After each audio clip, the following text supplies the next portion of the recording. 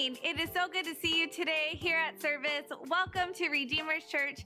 Hey, if this is your first time here, I'd like to invite you to fill out the communication card that you can find just right under the seat in front of you. You can fill it out and turn it in at the offering receptacles on your way out after service, or you can drop it off at the information center, which is at the gazebo outside in the quad area.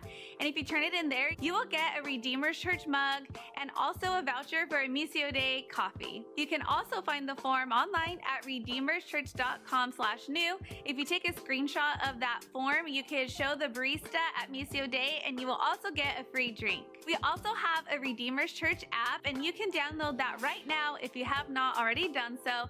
Just head to redeemerschurch.com and right on the homepage, just scroll down and there's a link for you to download the app there. With the app, you will be able to follow along with today's sermon notes, check out the events going on throughout the week, and you can also give online at any time. And some other ways that we have for you to give at your convenience are the offering receptacles located at the front entrance of the worship center, or you can utilize our text to give feature. Again, we are also grateful that you are joining us this morning.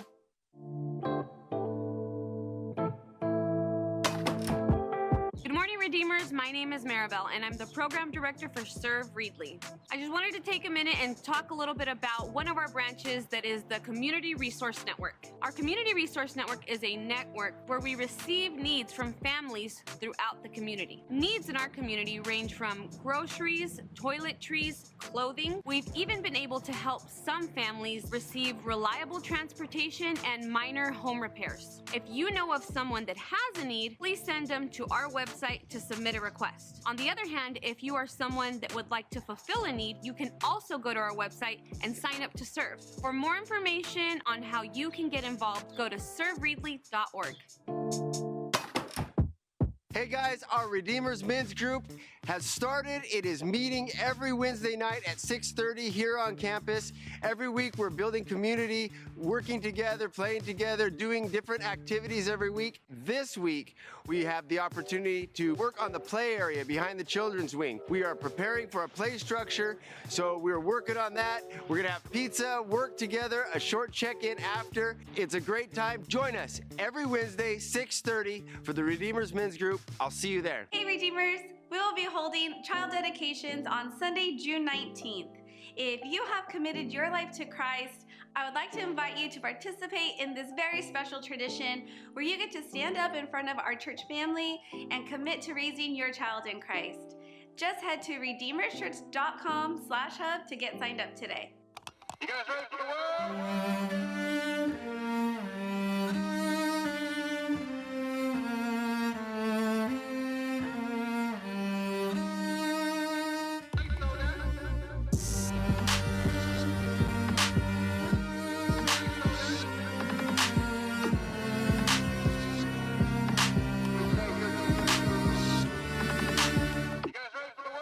Good morning, Redeemers. You guys ready for the word? Come on now, are you? You sure? All right. Hey, if you'll stand for the reading of God's word, I want to give one disclaimer. This one is not as vulgar as last week, but we are still in hot topics. We are still discussing mature topics. If you feel like your junior high or so is not ready to maybe have some of these discussions, Jonah will be outside hanging out today, and they are free to go. If you have a child here, they can go into children's church. I don't think there will be words, but not as many new vocabulary words for them to ask questions about today. So, all right, so that's just the disclaimer. But we are still in this section of the Sermon on the Mount, so if you'll turn to Matthew 5, starting at verse 27. And here's what it says. You have heard that it was said, you shall not commit adultery. But I tell you that anyone who looks at a woman lustfully has already committed adultery with her in his heart. If your right eye causes you to stumble, gouge it out and throw it away. If it is better for you to lose one part of your body than for your whole body to be thrown into hell. And if your right hand causes you to stumble, cut it off and throw it away. It is better for you to lose one part of your body than for your whole body to go into hell. This is the word of the Lord. Last week, if you didn't get to hear it, we were packed. I guess I scared some people away last week. I love you guys. I got a lot of funny comments. People were like, man, I wish you would have warned me. I was sitting next to my parents. This was uncomfortable, but, I think this, you look at this, and this text is about, it appears to be about adultery, and yet last week we didn't even barely touch on that, because Jesus takes it, what's going on in this, in the context, is he's teaching people where they've been hearing all these things from religious leaders. And they're basically letter of the law religious people. As long as I don't step outside of my marriage, I have kept the law. Now, they could have done all these other things and been living in sin and not having a heart for God. And yet, they were not checking this box. So they felt righteous. They felt good, And Jesus is saying over and over again, whether it's about anger, whether it's about lust, he goes, there's something much greater. There's a heart issue here, and it's going to infect every part of your life if you don't get to it. And this is about how you are before God, not are you checking a box religiously and being good. Last week, I want to give a little recap. At the very least, there was a whole lot. I really encourage you to watch it because it really is a foundation to what we're talking about this week. But at the very least, here was one of the key points.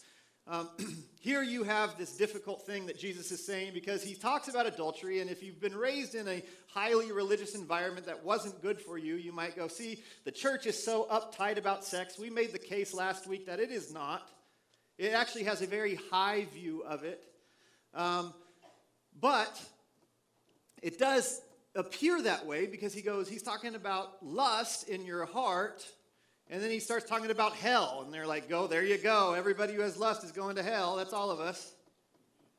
So what was going on here? And that's what we talked about last week. And one of the things I said is, yes, there's this eternal aspect to hell, but also what God sees in us is that we also participate in this brokenness in our life. I said it, if there's heaven, and then it says, on earth as it is in heaven, may God's will be done in the scriptures. We know that we taste pieces of God's love, pieces of heaven now, but we won't experience the full veracity of his love until we are with him in heaven. And we talked about how hell is kind of like that. Yes, there's this eternal aspect to it, but it's also, there's this brokenness now within us that destroys our relationships, that destroys our psyches, our health, our well-being, our spirit.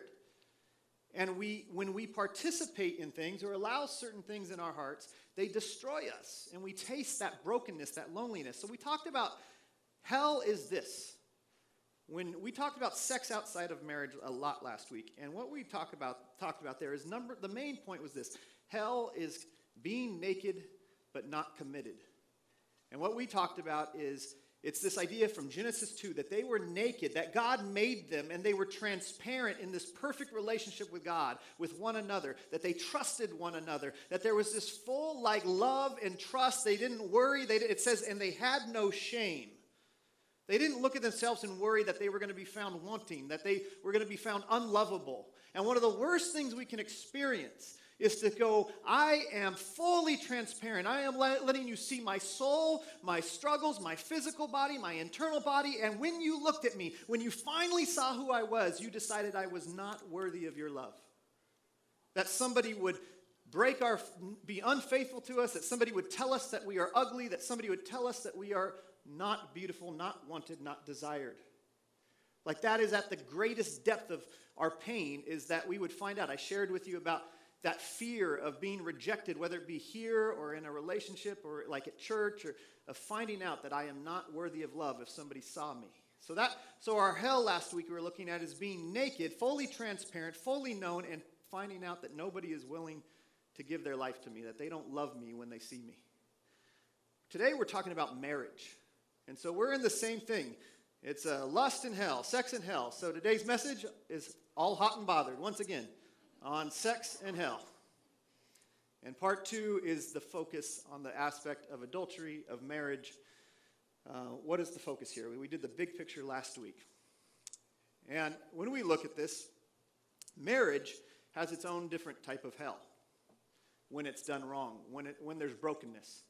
Marriage is the opposite. It's being committed but not naked. So last week we covered being naked but not committed. This week it's being committed but not naked. And here's what I mean. We're going to look at what this means is that you are now in this union, this incredibly legal, spiritual union in which you are tied and stuck to this person. And yet there comes a point in your relationships, oftentimes for most people, where there begins to be walls being put up. Where I'm realizing through failures, through a lack of integrity, through sin, through brokenness and fights, that I cannot share things with this person. That I have to start hiding parts of myself because I can't trust them. That I have to start putting on layers of clothes and skin and saying, hey, I don't want you to see me because I don't trust you. And now you're in a stuck relationship, but you're getting further and further apart. And that we're going to talk about is how does that experience feel like hell? Today I'm going to look at three things. Our perspectives of marriage, the pain of marriage, and the purpose of marriage. So let's start with our perspectives of marriage. This is where it all starts. This is the foundation. How do we approach marriage, and how do we view it? And you're going to be very confused, I think, as I talk about this, because as you study different people's perspectives of marriage, it is wildly inconsistent. Most of what people think and believe about marriage is almost at times two extremes that they're not really thinking through of their perspectives of it. Number one is we start by desacralizing it. That's what we watch around us. People start going, listen, I have watched everybody I know either get divorced or it is an absolute horrid affair. I listen to them and they're just like, man, it's terrible. We don't get along. We don't talk anymore. We're two ships in the night. Whatever it is. The vast majority of people have had somebody in their family get divorced. And you go, see, marriage is not something we want to be a part of.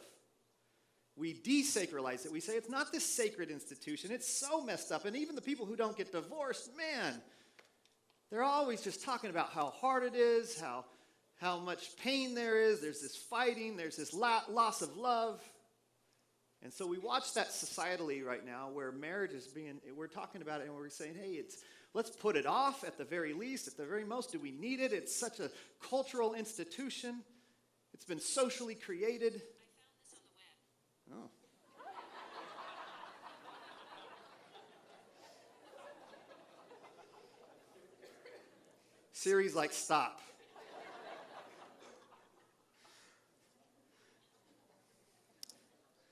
But then here's what's funny. The same people who look at marriage and go, what an awful thing I've watched. And sometimes different people and religious people, they idealize marriage. Sometimes at the same time, they say, I don't want to be married because I hear it so hard, and yet one day I want to be married. But one day I want to be married, but it needs to be perfect. It needs to meet these needs of mine. It needs to be somebody who fully understands me and gets me, who completes me. You know what's interesting is when people ask, it doesn't matter if they're wildly liberal or conservative or young or old, 96% of people said, yes, I absolutely want to be married, even while they talked about how miserable they've heard it becoming. Everybody has this conception that eventually, not always early, some people are like, I want to be married when I'm 40 after I've had fun. And then I'll die slowly. I'm not me. I'm saying what people say. That is actually the conception. I'm not just making a joke. You'll see it here, and I'm going to share it in a little bit here of how people talk about it. But basically what happens is there's this book I've been reading called Premarital Sex in America, and they actually talk about this. They talk about talking to people and their perceptions of what they're heading towards. If they want to be married, but they say this. They have learned that there's an ever-growing tension in which people are less optimistic, they place less confidence that it's going to be fulfilling, and yet at the same time, they refuse to settle for anything less. They expect marriage has to be this ideal. And what happens is because they're living in this constant confusing tension of, I can't trust it, I haven't seen it really be successful, and I really want it, and it's got to be everything I want.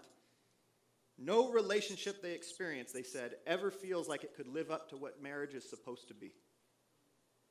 And so that's the problem. It never lives up to what it's supposed to be. Now, you can look at kind of a secular point of view of this and say marriage obviously is taken a hit over the last 20 years of its role in society. Is it important? Why do we need it? It's a social creation. But here's the thing about religious people. They do the exact same thing. More so on the idealization side. There's an interesting stat in one of these books that I've been reading dealing with sex. And they said, this is interesting. They said, when you look at different denominations within the Christian faith, and this is not to support one or the other, but their approach to marriage has significantly changed how people interrelate, those who are committed in faith. Evangelicals are more likely or as likely as non-believers to be divorced and have premarital sex. Presbyterians are less likely. Why? Presbyterians tend to push an education, a personal formation, a spiritual formation, and development above marriage. Evangelicals have idealized marriage. You need it. It's so amazing. Everybody should have it. Don't have sex before you're married, but oh, it's so good, and you need to have it to be fulfilled. And so everybody's like, they tell me it's great, and I need to have it. I'm going to go get it. And so those who are having premarital sex prior to marriage have heard how amazing, how ideal, if you just do it right. And it's actually had the reverse effect. It's made people go after it as an idol. So there's this tension constantly where you have one group saying it's so hard, it's so miserable, look at all the divorce. You have another one saying it's so amazing, it's going to fulfill you if you just do it right and if you find the right person. And I think we all have heard or experienced or lived within that. But the fundamental flaw between these two is that they're the same. These different views and perspectives are all coming from the same thing. Whether you're single today or married or previously married, all of us have kind of assumed these perspectives. Because it's a lust for something that will fulfill me. We talked about this last week. When Jesus says, the lust of your heart, that you even these lustful thoughts, he's using a word that really means inordinate desire. It's not about sex. It's actually about having this thing in you that you elevate to this ultimate place so much. Maybe it's marriage, maybe it's romance, maybe it's relational fulfillment, maybe it's sex. But whatever it is, you elevate it so much. It's such a lust. It's an inordinate desire that nothing can ever meet it. And whether you are a full proponent of, oh man, it's so amazing, I want it to fulfill me, and it's so beautiful, or man, marriage is such a harsh thing, we're coming with the same perspective, that it's supposed to be this thing that meets every need, that's ultimate, that it fulfills me. What it comes down to is that we expect it to be ultimate, unchanging, stable bliss. Something or someone will meet me in my desires and fulfill them. And that is the root of the problem, is a perspective of marriage that doesn't stack up to what it really is purposed for.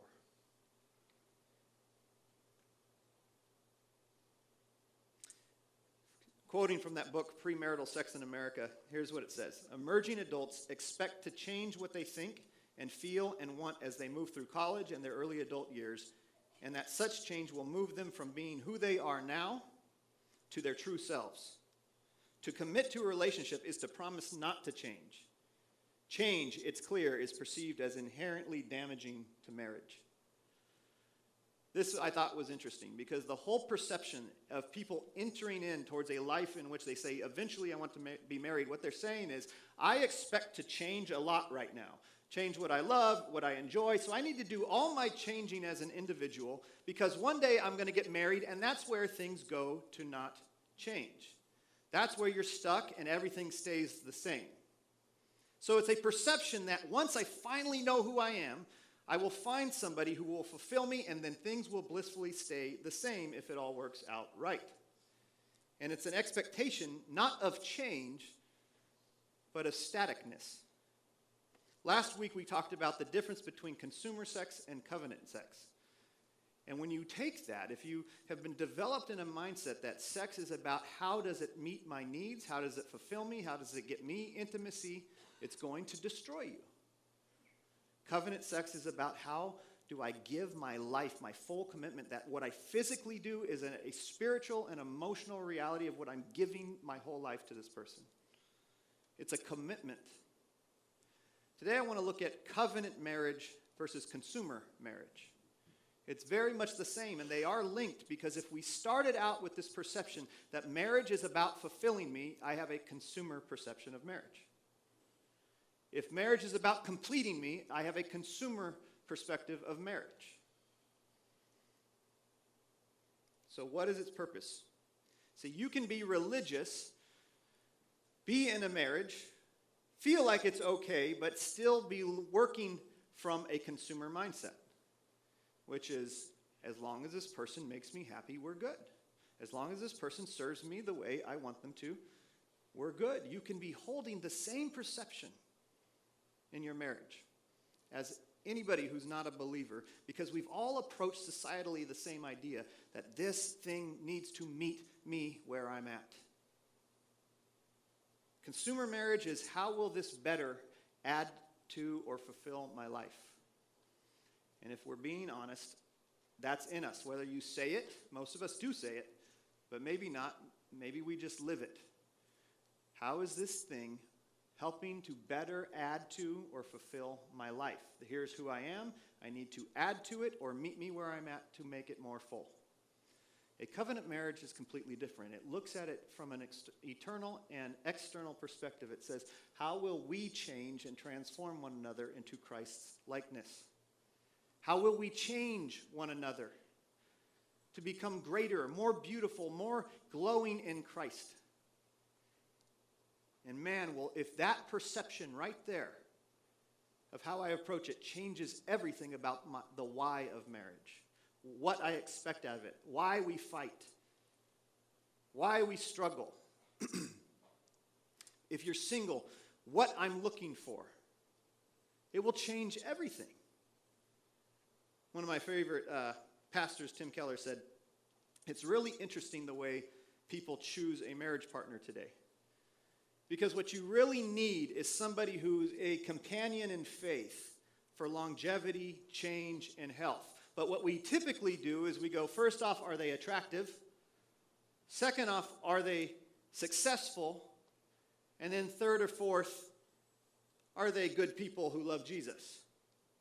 And so we get rid of the pool really quickly. We narrow down the pool to just people who are attractive and have a good business head on their shoulders, and then hope that they have Christ in them. He goes, this is not the most successful way to approach looking for a spouse. Because you're actually whittling out a bunch of amazing people potentially because they don't meet a certain criteria. And then you're hoping that these people who were being attractive and rich also love Jesus, which doesn't usually go together that well. That's why I was an atheist. It's a joke.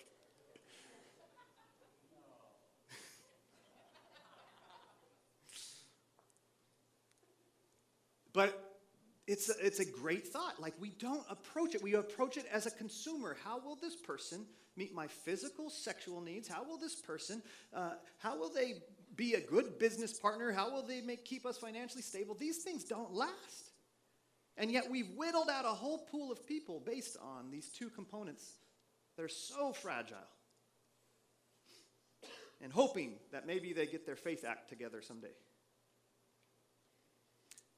In this book that I've been quoting, it talks about the perceptions, and you can hear it in the way people interview and share their perspectives of marriage. And more, we all know the stats. Marriage is pushed later and later in life. Some of that is good. I'll just throw this out there. And I'll probably be talking about it next week, but if you are married prior to 23, and just to you youngins out there actually is a substantially higher likelihood that you will be divorced than if you wait till after 23. So early marriage, there is an aspect in which you change and in which you're not prepared for the type of changes that are coming. But the whole point here is that when people look ahead to marriage, they have this perception of, I'm not going to just push it to 23. They like, maybe in my 30s. And the whole point is, I have to enjoy my life now so before I get to this marriage thing. So here are some of the statements that come out constantly, and when you start talking to people and you listen to them. Next slide. Some of the things that they said that they heard the most often. I want to make enough money first before I get married. I want to be my own person, find who I am, find my true self before I get married. I want to travel and live life on my terms first. When I'm looking for somebody, I have to have sexual chemistry. It has to just fit and be euphoric and be amazing, and then I'll know if I want to get married. If you start looking at these, and even parents today, we go, hey, don't get married until you've lived and sowed your oats and been free and done your thing, and then you can get married and be stuck. I mean, come on. How many of you have been like, it's not just about the person. You're like, don't do it. I did it. Don't do it. And what are you communicating to your children? So even if we're religious, we do that. We're desacralizing marriage and then idealizing it at the same time. It is confusing. You need it. It's amazing. You should do it. But don't do it until you're 30, because then you won't have any fun after that. Like, what are we doing? And then when you listen to the way, this is tons of studies on how young people pursue and think about marriage in their 20s. What's in common about all those statements? First off, I just want to throw it out there for you who are younger. The travel narrative is a farce. Nobody actually does it. They just say it. You all get jobs, and then you work endlessly for those jobs and never have time to travel anyway. So very few people actually do that. But it's the same idea. I need to go experience life. I need to enjoy myself. I need to have fun, sow my oats, have sexual partners, just to experience it, and then I'll be ready. Here's what you're not thinking about. You don't just one day become the person who's ready for commitment. If you've spent 10 years investing in 20, 30 years investing into absolute self-centeredness. I need to find myself. I need to enjoy myself. I need to do things on my own terms. You are not ready for what comes next. And it doesn't just change because you got a certificate from the state of California. You carry that mentality of consumerism into your marriage. And that's where the root of brokenness, of adultery, of separation begins. It didn't start in your marriage. It started by looking at your relationships as a consumer item. I need it to fulfill me. I need it to meet me on my terms. I need it to make me whole. One of the phrases that is most seen in this, I didn't put up there, but it's, we got to get things out of our system. You got to get it out of your system. You got to have fun. You got to enjoy yourself. You got to be free, sexually free. The reality is, though, is you're creating perpetual habits within your mind that you will carry into your relationships. Which is, as soon as I am uncomfortable, as soon as things get hard, and as soon as this person isn't fulfilling me, I need to walk away. Or I need to find something better. Because that's what I've done the whole time. This thing's costing too much. It's a consumer item. If you're sitting by your parents, it's about to get uncomfortable. You might want to move. One of those places that we see this in culture today, and this isn't just about men. One of the places we see this in culture today so heavily, so prevalent more than anything, is porn. What is porn doing? It's creating a culture of consumption. You know, when I was a kid, we were on AOL. That was hard to look up porn. You had to, you know, all the little buzzing. You're like, oh, my parents. Today, our junior hires, and I'm telling you, it's happening at their schools, are watching it together on their phone at school, instantaneously.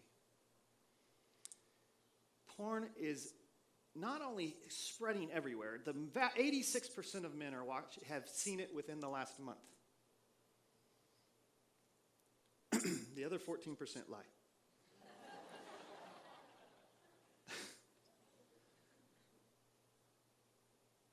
But what is it doing? It's not innocent. It's creating a culture of, I need to feel something. I want to go get it instantaneously. And gosh, there is no fighting. Nobody's complaining or telling me what they don't like. There's nothing that's required of me. And this is actually studied. This is not my Christian perspectives even. This is from these books. They're talking about this that are not Christian books on data on this stuff. And they're saying people are coming to it and going, why would I go to all this trouble with somebody who needs so much from me when I can instantaneously get it? And yes, one day I want to be married, but I'm going to take the same conception of pleasure into my marriage. And I'm going to now expect things of that person because of what I've watched over here. Now, women, while you shake your heads, yeah, you dogs. I'm going to introduce you to a phrase I've coined, and I believe it wholeheartedly. It's called romance porn.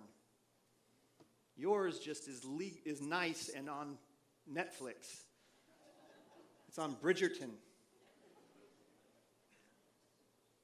Men and women generally, I'm stereotyping. There's always differences, and there's always somebody I'm not like that. But generally speaking, women are looking for affection. There's a thing called sexual economics theory in sociology. And basically, anybody would recognize it if you really pay attention in your own life. But it comes down to this. I'm going to oversimplify it. It says this. Women go, I need to have sex with men so that I can get affection and commitment. And men go, I need to give them affection and commitment so that I can have sex. And they're constantly bartering the cost, not in so many terms, right? Romance porn speaks to our need for affection if you're a woman or a man like me who's very sensitive.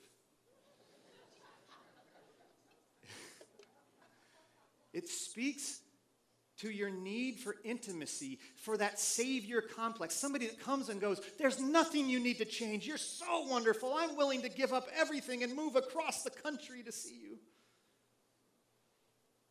And you watch it, and you watch it, and you watch it. And I'm telling you, ladies, it is the exact same thing as male porn. Men watching porn. Because what it's doing conceptually to your perception is it's saying there is this ideal, and it feeds that ideal, that desire, that inordinate lust. Remember, lust isn't just sex. It's an inordinate desire for something that I think will fulfill me or give me pleasure. And it creates a conception of life in romance that nobody can live up to, the same way porn creates a conception of women's bodies and what they do in bed in a way that no woman can live up to. No woman can pleasure you to that extent. And it creates an unreasonable expectation that once you finally get into a stuck, contained, sustained relationship, you go, they're not doing that. They don't bring me flowers every week and tell me I'm the greatest and I don't need to change. They're not doing that in bed. It is an epidemic, but the greatest thing I can tell you, when Jesus talks about adultery initially here, he talks about sexual immorality, and what's interesting is he doesn't use the Greek term that is always used constantly for adultery. He uses one called porneia, which is a general sexual immorality that feeds the self-centered person. And you know what you've learned through, I want to feel good, so I instantaneously watch these romance things. I want to feel good, so I instantaneously watch porn. I want to feel good, so I'm going to go get a new partner. You've learned that when things get hard, there's an easier way to go get it. And you've created habits in your brain. I can't get it here, so go find it elsewhere until I can get it. And you haven't learned to stick. You've learned instantaneous gratification. It's consumer marriage. And this leads to our second focus, which is the pains of marriage. When we come in with a consumer mindset, a perspective like this, we're going to look at the pains of marriage, and this is where we're going to talk about our hell. Last week we talked about our hell was being naked but not committed. This week it's being committed but not naked. It means I am fully now in this. I either maybe religiously believe I should not be divorced, or it's going to cost me greatly and now I'm stuck, and so it's not easy to just leave this. And yet, as I'm in this marriage, they're not meeting my needs. They're not loving me the way I desire. I recognize some have been in abusive marriages. That is not what I'm necessarily referring to here. I'm talking about the general marriage that just slowly gets cold. This is just what we do. I can't get what I want from them. We're not intimate. We're not sexual. We're sexless. But what has happened is I am not fully who I want to be with this person. I have to start putting on layers. I don't want to talk about these things. She cries every time I talk about these things. He gets angry every time we talk about these things. I'm not going to talk about it anymore. I'm going to hide a little bit more of myself. I can't tell her I'm struggling with porn. She freaks out. I can't tell him that I need more affection and I'm getting it at work. I can't share these things. So I'm going to hide a little bit more of myself. I am committed, but I am not transparent. We are not talking honestly anymore. We're not pushing each other. We're not sharing in reciprocation and love. We're hiding a little more of ourselves. You get hurt. Words hurt you. And so you put on a thicker layer. You get so tired of trying over and over again to get the affection or romance or sex that you need that you just cut off emotionally. Do your job, get it done, raise the kids. I can't expect much deeper out of this. So you put on a layer. There's a distance that grows. You know, it's not an accident that in Genesis 2, as Jesus quotes this, and he quotes it in Matthew 19, which we'll cover more next week. When he talks about marriage, he goes, a man and a woman leave, and a man leaves his family and unites to a woman as the first marriage. But he actually uses this word that's cleave. And the word cleave means glued, attached, which we talked about last week. I need you to watch that. You are attached. You become one flesh. You are glued together. It doesn't sound pretty to say you're stuck, but that's what it means. You're stuck together. And yet, I'm going to have to just put up defenses, get a little harder, harden my heart so I don't feel the frustration with this anymore. Get busy, go work more. And just let the distance and the coldness grow. I am committed, but I am not transparent. I am not honest. I am not fully being myself with this person anymore. And I think it's interesting, we have these different conceptions of hell. Last week I talked about when you're naked and not committed, it's this idea of like everybody's seeing all your stuff, and yet you don't have the intimacy. You don't have relationships. Hell is this isolation. It's this loneliness, this departure from God where I cannot get the love of God no matter what I do and no matter what I need. I'm just alone, and everybody sees all my stuff, and I have been found judged unworthy and unlovable. That is the worst hell. This one is different. I'm borrowing it from the way the Bible describes hell, and it says it's a weeping of gnashing of teeth. Now, I can't think of a better way to understand a hard and struggling marriage. I want you to do an activity with me real quick. The word gnashing of teeth means to grit your teeth. I want you to grit your teeth right now. I want you to do it. Clench your jaw and grit your teeth. And think about the emotions that causes when you physically do that.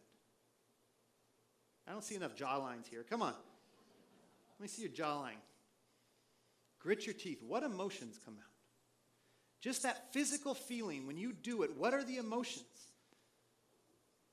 Even from a biblical definition of gnashing of teeth, it is anger, it is disappointment, it's a perpetual frustration. It's resentment. And it's amazing, the physical act of doing that, you know what that is. You know when it happens. It's loneliness, it's tears, it's resentment. And you know when you start gritting your teeth, it's because you've tried once, you've tried twice, you've tried 3 times, and now I just have to swallow it and go, okay, the way it is. So you grit and grind your teeth. Or you cry and you weep because I cannot get anything to change. It's, I'm stuck here, but they don't know me. They don't listen to me. I'm not seen. I don't feel known. I don't feel loved. They don't have time for me. They don't care how I feel. And I've tried, and so I grit my teeth.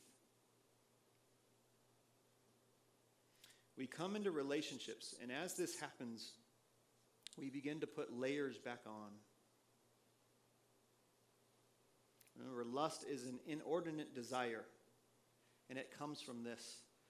I have tried. I cannot meet my desires, the affections, the love, the attention that I need. I grit my teeth, and what I want is relief from my frustration and my resentment. And so what I did, now lust increases, my inordinate desire. I need something better. There's your root of unfaithfulness. There's your root of I need to make a change. There's your root of divorce. Something has changed and I need to make a change to make my life more whole. So when we think about the pains of change, it's funny the phrases you will hear all the time. You know, I do marriage counseling sometimes. When you talk to people about how they're struggling in groups or whatever, here are the common phrases you hear. And it's interesting because they're always in tension with one another, and yet we say all these things. So one of them is, next slide, I shouldn't have to change. I want someone who loves me as I am. Stop watching TV. That night is not coming to like you as you are. Marriage changes you. It's a farce to say such a thing. And we change for each other. And it's not even a godly attitude. God wants you to change, and, you know. The other one is, I've changed. This isn't working because I've changed. Now and sometimes we say both of these. I shouldn't have to change. And then 10 years later, I've changed. And our romance is not there. Or number 3, they've changed. This isn't the person I married. You guys, have you all heard this in some form? I've changed, they've changed, I shouldn't have to change. They make me want it, they're trying to make me change. Here's the common thread here that people are not paying attention to, is that marriage changes you one way or the other, for better or worse. In fact, here's the funny thing. The only way I know of to not change is to be a complete individual divorced from any needs or responsibilities from other people. The only way to not change is to do everything for yourself, always trying to meet your needs. That you can stay the same, an adolescent consumer mentality all the way through and through. Because the minute people depend upon you and you depend upon people, it will change you. The minute your responsibilities and your need to sacrifice and love others increase, it will have to change you. We should expect change. And that's the perception issue. We have perspectives in which we don't expect it to change us.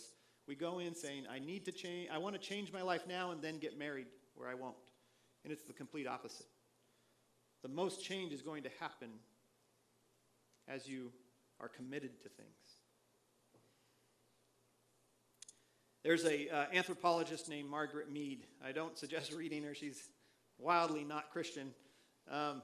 But there's interesting things that she says. She says, it's actually where we derive from her the idea of the 7-year itch. You know, that after 7 years you start going, I don't know if I want to do this anymore.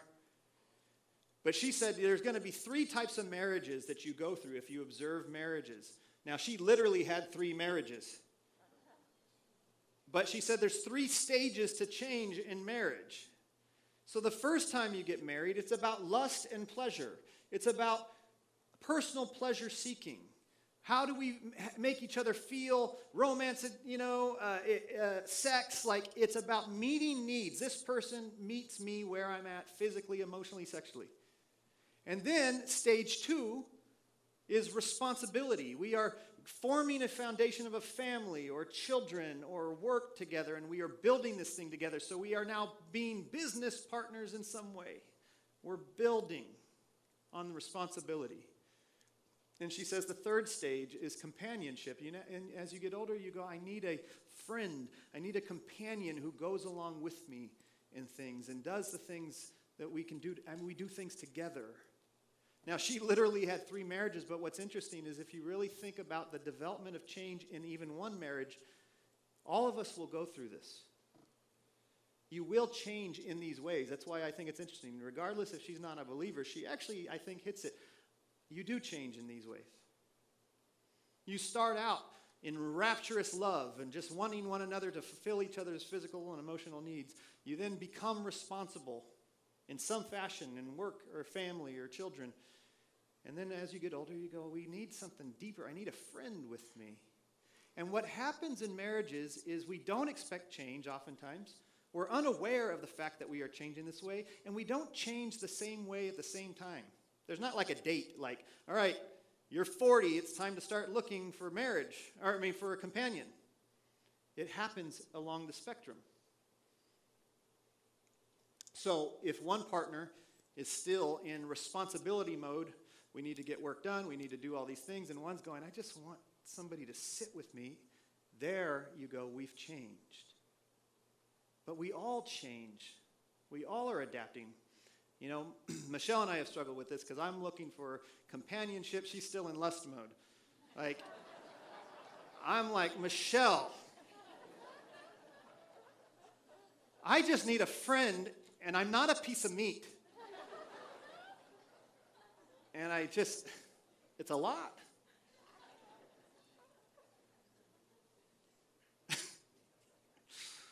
But it's real. Michelle and I have been working through this. I've asked her permission to talk about it, but like that there's this shift of like what we need at different times, but if you're not talking about it, you just go, something's different. We're in different places, and you are. So how do people change? And the answer is biblical. It's commitment. It's covenant. It's a covenant marriage. And here's what that means. We become what we are committed to. You change and transform by the thing that you give your life to. A covenant is like a vessel that you become locked in. And it begins to shift you and change you. And because you can't get out, you're required to change. If you could just leave and exit instantaneously, you'd never have to confront the hardest, darkest parts of you. So the covenant of marriage keeps you locked in, having to face the reality of each and every one of your selfish, inordinate desires, your conflicts, your weaknesses. If you run from things, you harden, you stay the same. You never change. So that leads me to the third aspect. It's a different perception of marriage. What is it for biblically? I want to talk about the purpose of marriage. To be changed is the purpose of marriage. The aim is not to be satisfied, but sanctified. I'm going to talk about what that means. It is not about being fully satisfied by a single person. It's about being sanctified. It's about being changed over time, constantly. I'm going to give you a quote that you can take home tonight. Or take home if you're single and think about what the aim is for marriage. The purpose of marriage is for stripping. You can quote me. Pastor Nick said. But here's what I mean. When you're in a covenant and you have to face, there is nothing like commitment to bring out the worst in you. If I can just simply, you hear people all the time going, people at work like me, they don't have to live with you. They don't need you. They don't depend upon you elsewhere. When people are committed and they need you and they depend upon you, all of your worst stuff comes out. And they see things and they tell you. If I can just walk away from somebody who's a friend, I don't need to tell them everything I dislike because I don't need to live with it. I can just walk away. But when I am in covenant with somebody, I need you, I depend upon you, I will say something. I will tell you, like, this is not healthy. This is not working. And when I am put under the pressure, I need all my stuff, all my weaknesses, all my selfishness comes to the forefront. I can play games with all of y'all and go, hey, I'm super kind and nice, but put me under the pressure and what comes out. Covenants do that. And so what happens in a marriage is you have to bring everything to the surface. And you look outside of it and go, see, I don't have to do this with other people. That's because they don't need you. They don't depend upon you. They don't tell you. But it brings everything to the surface. And the goal is a constant washing over and over again to go, how do we address this inordinate desire, this self-centeredness within one another? How do we become more Christ-like? And it shows you everything that is not like Christ in you. Because that's what commitment does. So marriage is for stripping all of that stuff. But number two, marriage is for sanctifying. Marriage is for making you more like Jesus, transforming your very nature and character and identity through a long process of life. The famous passage on marriage, the most famous one in the Bible, comes out of Ephesians 5. And it says, you are to love your spouse as Christ loved the church. Now that sounds sweet. But Christ loved an adulterous church. A people who reject him. A people who have idols even inside of the church. In fact, he writes a whole book through the prophet Hosea about God's people and their adulterous ways as a metaphor for our relationship to him. And it says, you are to love your spouse the way Christ loved the church, laying his life down for this unclean, unloving group. And here's what it says, as the church submits to Christ, so also wives should submit to their husbands in everything. Husbands, love your wives just as Christ loved the church and gave himself up for her to make her holy, cleansing her by the washing with water through the word. And we're going to focus on that one line there, and to present her to himself as a radiant church without stain or wrinkle or any other blemish. That's not about Botox, guys. But holy and blameless. He says he lays his life down.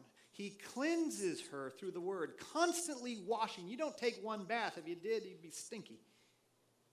You are constantly being washed of the uncleanliness by the word of God that examines your heart, that shows you everything in you that you don't love, that isn't beautiful, that hurts people. And the word continues to excavate that, not because it wants you to walk around feeling like garbage, because it wants to present you as a radiant bride, glowing with beauty before God. That's how they liken marriage to your faith. The interesting thing is this word cleansing here is actually a Greek word that has to do with how they would treat people with leprosy. And leprosy, the Greek word comes from a word that means scales, that people would develop hardened skin, and they would develop warts and rashes, and it would harden on their skin, and they would have to be washed over and over again to cleanse themselves. They developed scales. And what's interesting about this is lepers, where they had to reside is they were removed because they were so unclean. They were put outside of the city in a place near Gehenna, which is what the word he uses for hell in our text today. It is better to remove a part of yourself than to burn in hell. And so here these lepers who are unclean, scaled over, building this uncleanliness, are left outside, separated in relationships and broken from their families and relationships. And Jesus in his ministry goes and cleanses through the word. He uses this as a metaphor. He cleanses lepers and he cleanses your soul, washing over you over and over again so that you can be in perfect union in a relationship with him. See, we need to be stripped and changed, and that only happens with a covenant. Far from finding someone who perfectly matches you, a covenant marriage reveals the worst in you.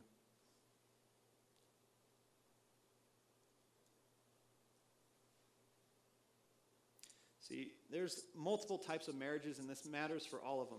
There's singleness. There's impossible marriages. That's when both of you do not have a conception of what you're called to, are not serving Jesus, are not thinking about others. Those marriages seem impossible at times.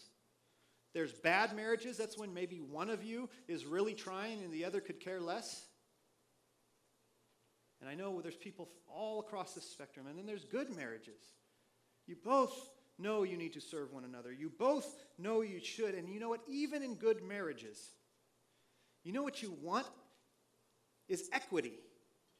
Even in good marriages, you can still operate from a consumer mindset which says, I've given this much and you've given this much back. And as long as that is working, that I am giving enough to you and you are giving enough to me, we are in a good marriage. But what happens if you're still in a consumer mindset? What happens when that person stops giving you what you're giving? When you're putting in more than you're getting back. See, there's something in us that wants equity. I want to be filled the same way I fill you. And even in a good marriage, when that starts declining, so does your marriage. When there's not equity. And if it's a consumer, here's how you'll know. When they stop giving you equal amounts of what you get, you'll be crushed. You'll be desirous in ways you haven't been before. You'll be hurt. You'll be angry. You'll be wanting. So, in all seriousness, I did ask Michelle permission to talk about this because both of us want you all to see reality and honesty and transparency, because that's what this is about, is nakedness. Being open and honest. And we've been walking through that this year. We have a good marriage. We don't fight.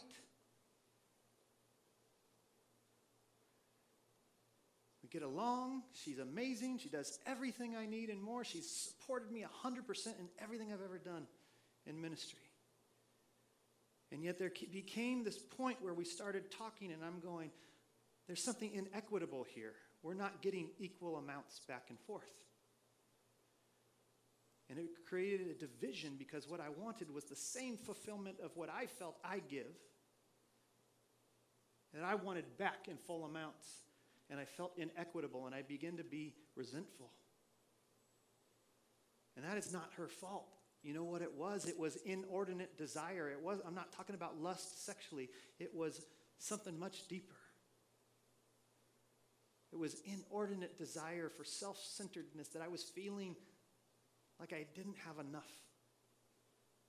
And I say that to you so that you don't elevate something and idealize something, to tell you there's a reality that even when things are good, that you allow that to seep in because you're measuring everything like it's a consumer product.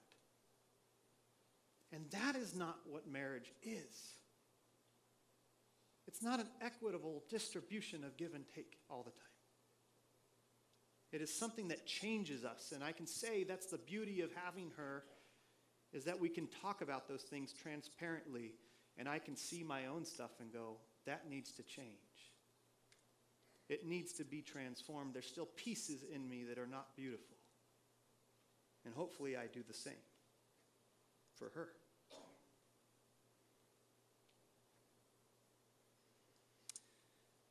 I want to share with you a story. As I close, it's a story that really, I think, speaks to this. It's actually a kid's story. It's a metaphor, but it's C.S. Lewis. He wrote this book, Voyage of the Dawn Treader, if you've seen the movie or the book. And there's this dragon, Eustace. And he was once a boy who turned into a dragon. And this boy was impetuous. He was selfish. And over time, he developed these scales and turns into a dragon. And then he recounts this story of where he ran into Aslan, who is the Christ figure in this book. And he says, he took me to this mountaintop, and there was a well.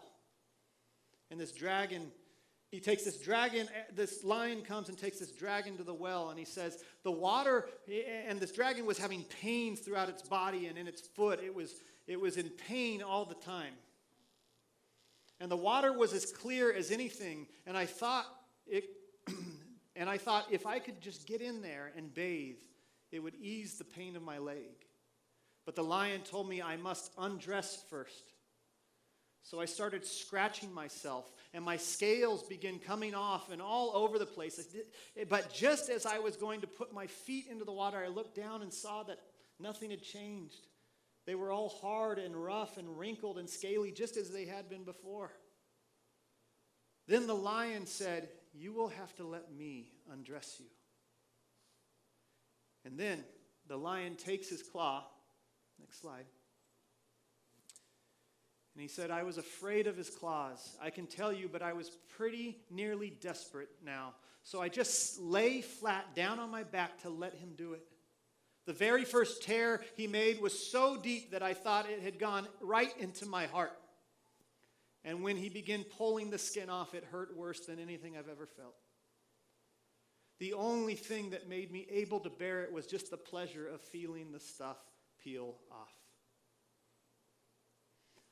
Then he caught hold of me. I didn't like that much, for I was very tender underneath now that I had no skin on. And he threw me into the water.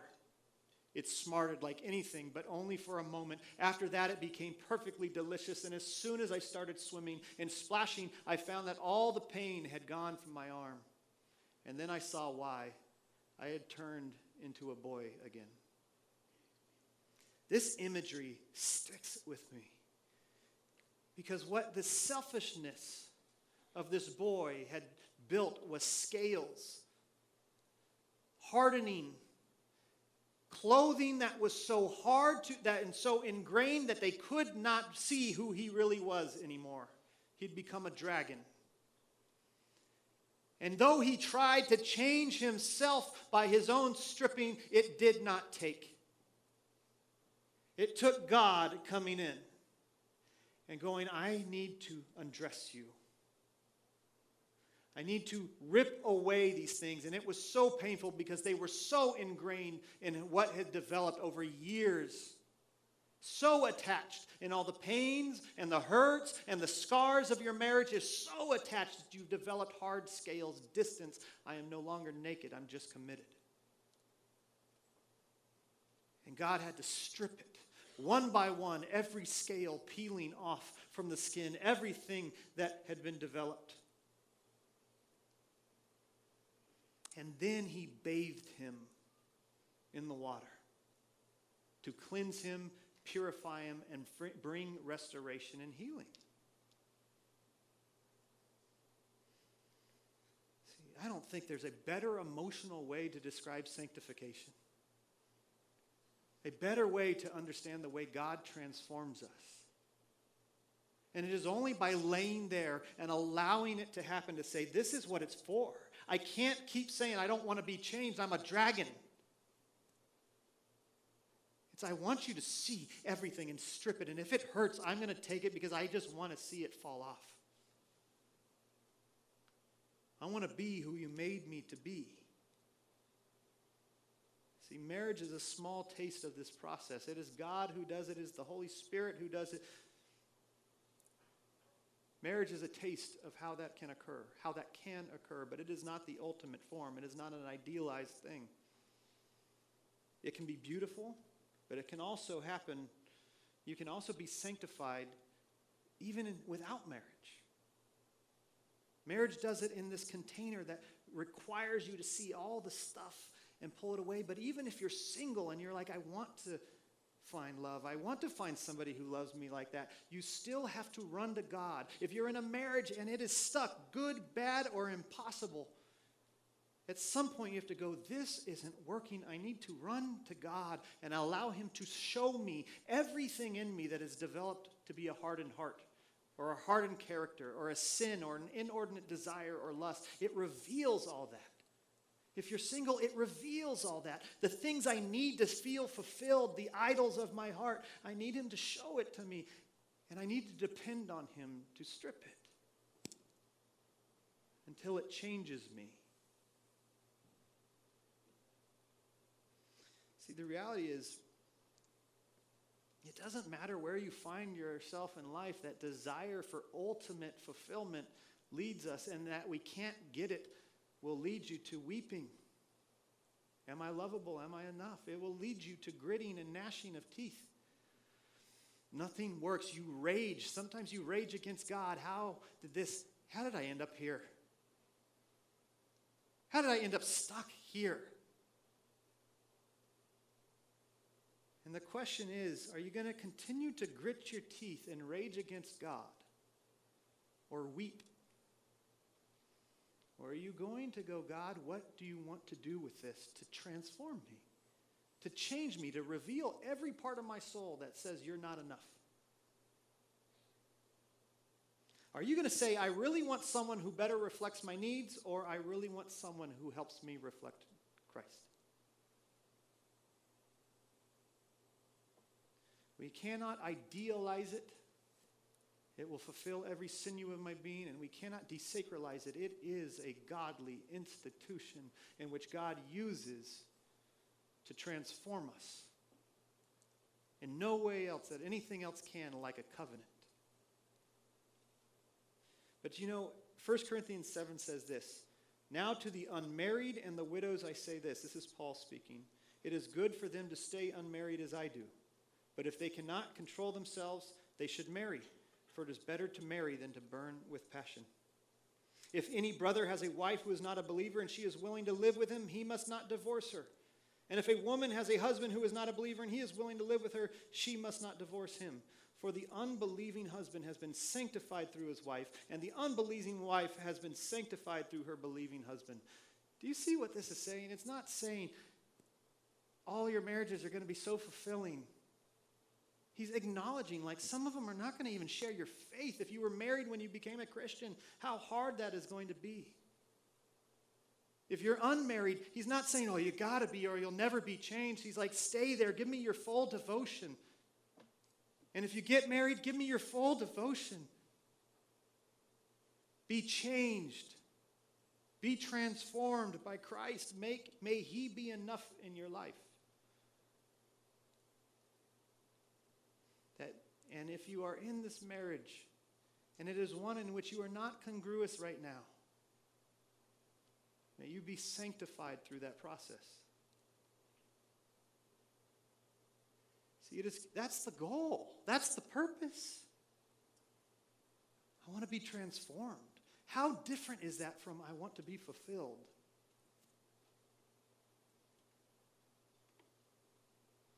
It is Christ who changes us. And if you think about your process of faith, how similar it is to Margaret Mead's stages of relational change. Look at it. When you start in your faith, how did you feel? It was about, God, meet me where I'm at. I'm broken, or I need something, or I want to experience you, or I had a holy mountaintop experience. Next slide. It's self-centered seeking. Stage 2, as you change with God, it becomes about religion sometimes. It's responsibility. I need to go serve. I need to go do. I need to follow these rules and these things and make it work. But the closer you get to God and you learn to depend on him and realize that his Holy Spirit is within you, it becomes about friendship. God, I just need you to be with me. I don't need to do all the time. This isn't about meeting every need. Sometimes my seasons are dry. But how does he change you? The only way you change in faith is by constantly, through his word, washing over you. Washing over that desire to be perfect, that desire to have everything meet your needs all the time, and realizing sometimes it's not going to happen. I need to depend on you. And he says he transforms you through the washing of water through the word. Because what does the word do, friends? It doesn't say you are enough, you are enough, you are enough. You're great the way you are. It says, let's look at the stuff. Let's look at your sin. Let's look at your lusts. It excavates the things in you. That's what the word does. It peers into your soul. And it says there is only one who fulfills that over and over again with its gospel. And you know what? Marriage can do that. It critiques, it challenges, it reveals, it searches.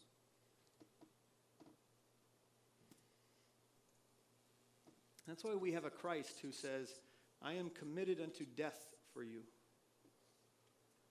While you cheat on me, while you are an adulterous people, I am going to be stripped. I am going to be crucified. But there is resurrection. I am going to be made completely new with new life to show you that so are you. If you allow this process of death of your old self to be made new with resurrected life. And then you can come to the end. You know what? It's one of the worst things you can hear. Think about if you were 40-something, 50-something, and you meet somebody that you knew in high school or college. You know what the worst criticism you could ever give is? Man, they haven't changed one bit. Right? Think about that. I don't want marriage to change me. I don't want to have to do this whole God thing and constantly excavate. The worst thing you can say is you're the same as you were 20 years ago. But the best thing you can get in life is to have people meet you. And I get this all the time because I'm a pastor and people knew me 20 years ago. What happened? You've changed. God has transformed you. It's one of the best things in the world when it's you've changed. Instead of looking at our husbands or our wives and saying, what happened? You changed. It is now a praise.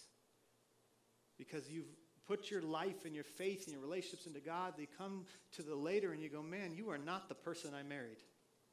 And that is amazing. And that is beautiful. Because we've allowed the covenant and commitment to transform us. And what it takes, friends, is Christ. I know that seems cliche. But it's not your spouse who can carry that load for you. It is God looking at you going, are you going to let me undress you? You are committed, but you are not naked. You are not transparent. You have built up scales and hardness and of heart and brokenness and divorce and all of this stuff in your life. It's developed a hardened, thickened layer. And God says, will you let me undress you? Will you seek me and let me undress you? I'm closing with this. Jesus at the end says, if you have something causing inordinate desire in your life, if you have become a consumer, if everything is about how you feel in your marriage and in your faith, he says you need to gouge it out if your eye causes you to sin, and you need to cut it off if your hand causes you to sin. Last week I said two things. Gouge it out. We're dealing with perspectives. What we talked about today was about how do you approach relationships. You need to change the perspectives of the purpose of your marriage. It is not about your self-fulfillment. It is about seeing another person be made beautiful and allowing them to honestly see you and deal with what is, and allowing God to change it through that process. What needs to be transformed in you? Number two, you got to change your practices, what you physically do. You got to change how you seek God. As I shared, Michelle and I, my process has not been to go, Michelle, fix things. She's not doing anything wrong. My process has been to go into myself and go, God, what is wrong with my perceptions, my perspectives? What is wrong with my inordinate desires? Are you seeking God and allowing the washing of the word to reveal that stuff? You need to change how you serve the other. It's not going to be equitable all the time. If I give, you better give back. The only way you can serve somebody and not expect equity is if you're getting it from God. And a lot of you are in marriages where your spouse does not participate in your faith, maybe in raising children. And it's hard to read these scriptures and go, serve them like Christ loved the church. There's not a more inequitable relationship in the world than Christ to you.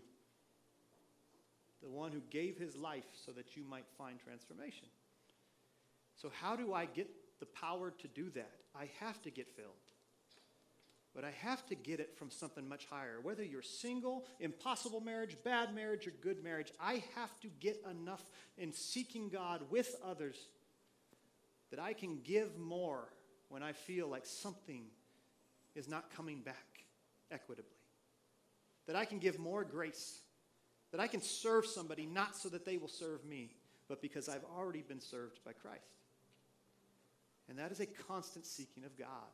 And lastly, and this is the hardest one, some of you might feel like I don't really have a lot of hope. My spouse will not talk to me about these things, but you have to move the needle. Stop sitting and saying, this is just the way it is. Move the needle, even if it makes things more painful for the present. You've got to move towards nakedness. Start that conversation, whether it be in counseling or with each other. We need to be more honest.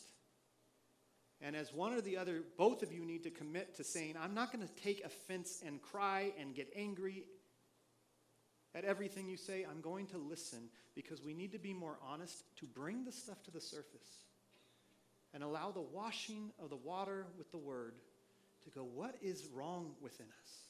And if I have to keep hiding it, if I just come to this place where I'm committed and not naked, it just gets harder and harder and harder. You build scales. You become a leper outside of the gate in hell, separated in relationships, but stuck.